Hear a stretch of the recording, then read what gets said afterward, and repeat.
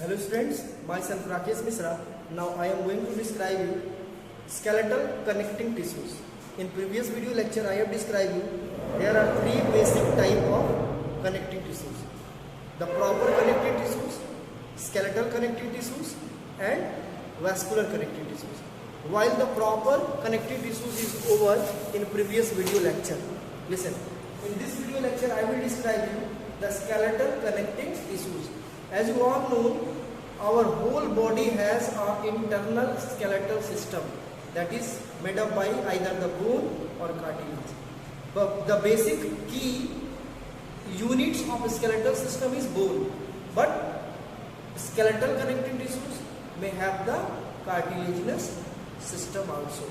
One by one I will describe you whatever the basic difference between the bones and structure. But keep in mind, the skeletal connecting tissues are composed of the bones and cartilage.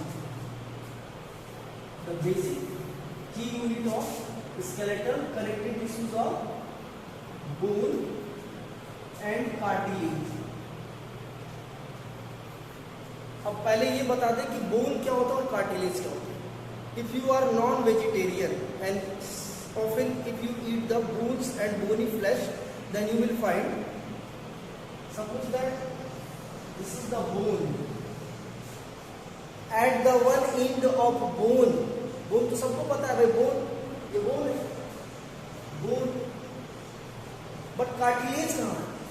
At the one end of bone there is a cap-like envelope found that is actually made up by the cartilage. Cartilage को आप कभी-कभी bone से खींच के चबा डालते हैं, थोड़ा सा हार्ड जरूर होता है बट उसको चबाया जा सकता है. ठीक है, तो ये इसके ऊपर का एनवेलप जो दिख रहा है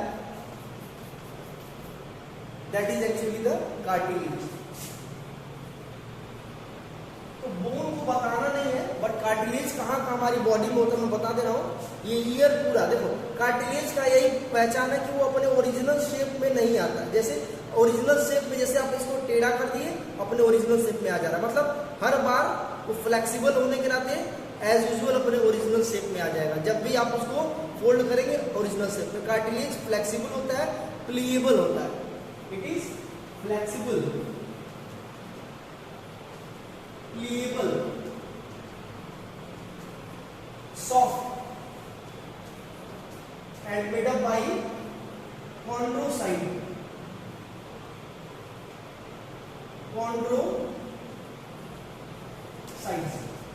Flexible, pliable, दबाया जा सकता है, pliable, soft and made up by chondrocytes.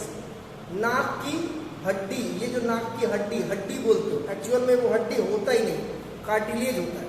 ठीक है, आप स्केलेटल सिस्टम देखेंगे, भूत देखेंगे, यहाँ पे गड्ढा इसलिए देखेंगे क्योंकि स्केलेटल सिस्टम में वहां पे सिर्फ बोन्स को रिप्रेजेंट करते हैं. ठीक है, कार्टिलेज को नहीं. इसके अलावा कार्टिलेज कहाँ कहाँ होता है? जैसे नोज लिख लीजिए कॉपी में, कहाँ कहाँ होता है कार्टिलेज? नोज, ईयर पिना, पेक्टोरल गर्डिंग, यहाँ पे ये पूरा हिस्सा शोल्डर आर्म्स, पेक्टोरल गर्डिंग, पेल्विक गर्डिंग, तो ये पेक्टोरल गर्डिंग. इसके अलावा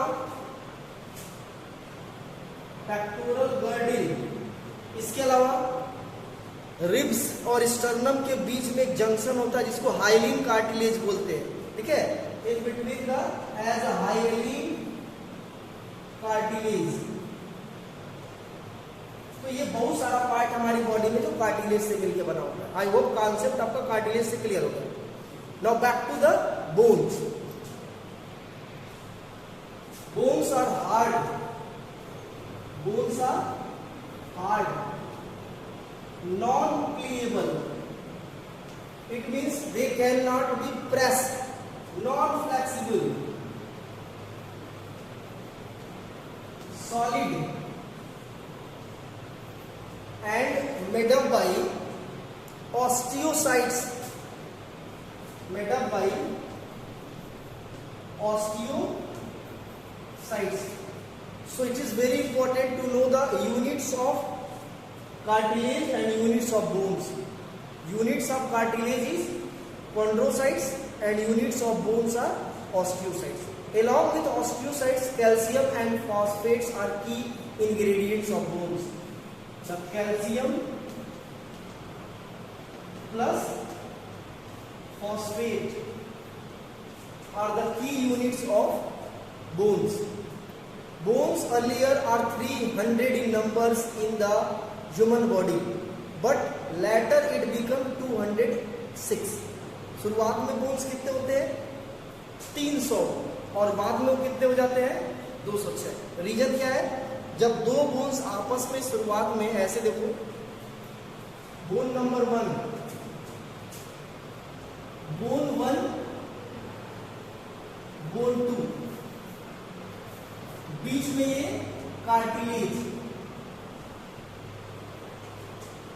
तो ये शुरुआत में क्या होता है, दो बोन्स, नंबर ऑफ बोन्स कितने हैं 2, कार्टिलेज तो काउंट होता नहीं. बाद में क्या हो जाता है, कार्टिलेज दोनों को जोड़ के एक बोन कर देता है एडल्ट होने पे, मैच्योर होने पे बच्चों का, और ये अब ये दोनों बोन्स कितने हो गए, एक हो जाते हैं बोन, यानी कि टोटल बोन 1 हो गए. यानी कि टाइम टू टाइम बहुत सारे बोन्स आपस में जुड़ करके सिंगल यूनिट्स बना लेते हैं, सिंगल बोन्स बना लेते हैं. छोटे बच्चों का शरीर काफी फ्लेक्सिबल होता है. रीजन क्या है, नंबर ऑफ कार्टिलेज और नंबर ऑफ बोन्स बहुत ज्यादा होता है. बाद में वही कार्टिलेज जो है कैल्शियम और फॉस्फेट के डिपोजिशन से एक यूनिट्स, एक की बोन्स बना लेता है. तो ये बहुत इंपॉर्टेंट है, इसको जानना, इसको समझना. लिसन, अब आते हैं structure of bones. Structure of bones. As you all know, bones are having the different kinds of unit structure that is known as the osteocytes. So suppose that this one is the bone.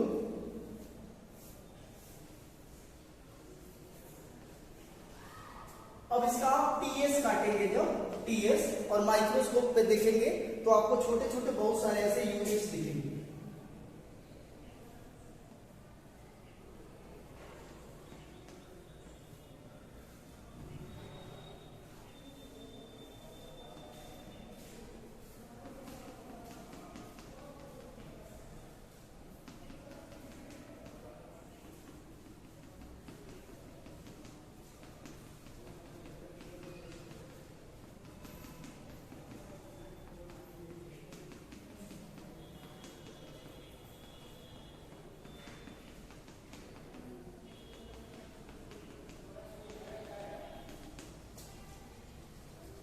ठीक है, तो ऐसे की units को आप बना लेंगे, बहुत सारा यूनिट्स आपस में जुड़ करके बोन्स बनाता है. ठीक, अब इसको मैं बस अब वीडियो पॉज कर दे रहा हूं, बनाने में टाइम लगेगा, बाकी मैं बना करके आपको फिर से रिकैप कर रहा हूं, फिर से उसको रिवाइज करा रहा हूं.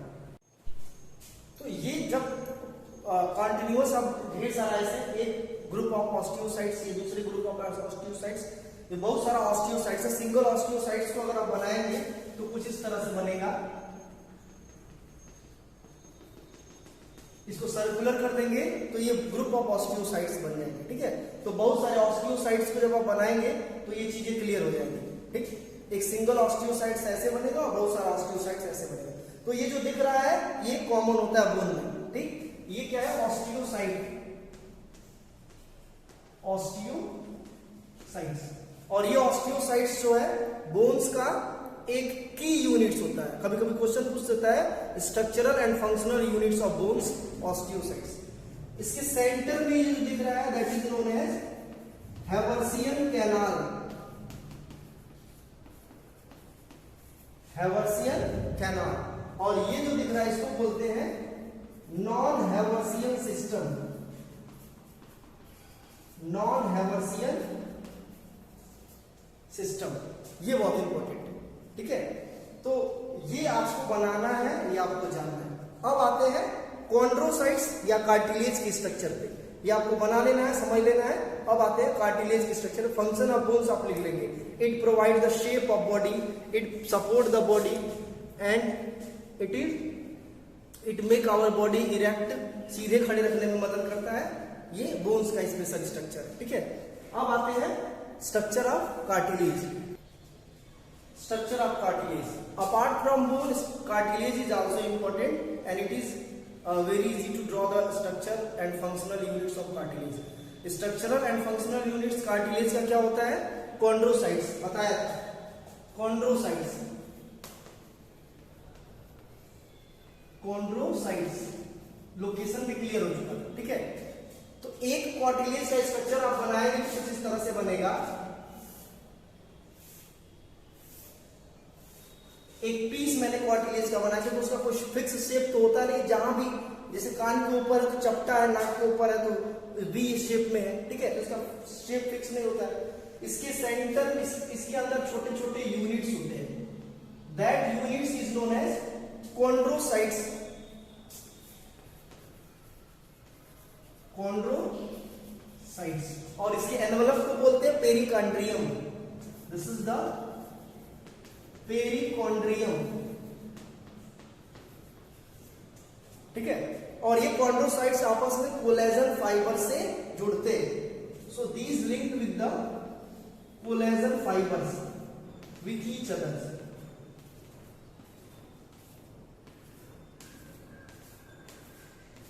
So millions of the chondrocytes are held in our body, in our cartilage, that linked with the collagen fibers. This one is the collagen fibers, and this is the chondrine matrix. Chondrine matrix. This collagen fiber is flexible and elastic in nature, that is they can expand its length as according to the need. तो ये होता क्या कि जब आप सो के उठते हैं सुबह ना, तो थोड़ी सी आपकी हाइट क्या हो जाती है, बढ़ जाती है। रीजन क्या है, ये कॉन्ड्रोसाइट्स आपस में जो कोलेजन फाइबर से लिंकअप है उनके बीच में फ्लेक्सिबिलिटी के कारण थोड़ा सा स्पेस बढ़ता है और ओवरऑल हमारी बॉडी थोड़ी सी बड़ी होती है और शाम को आप छोटे हो जाते हैं, ठीक है। तो ये उसका ओवरऑल की फैक्टर्स है, की फीचर्स है। मरने के बाद कोलेजन फाइबर्स में थोड़ा सा लूजनेस आ जाता है, इसलिए बॉडी थोड़ा सा क्या हो जाता है, बढ़ जाता है। लेकिन ओवरऑल बॉडी जो है टाइट इसलिए हो जाता है क्योंकि मसल्स में जो ब्लड वेसल्स हैं वो जहां के तहां रुक जाते हैं। इस वजह से क्लॉट होने से शरीर टाइट और शरीर लंबा हो जाता है, थोड़ा सा बढ़ जाता है after that death. That is the key function and features of chondrocytes. Chondrocytes make the body flexible. I hope the connective tissues, skeletal connective tissues is clear. In next video lecture, I will describe you the vascular connective tissues. That will be the last portion of connective tissues. Thank you.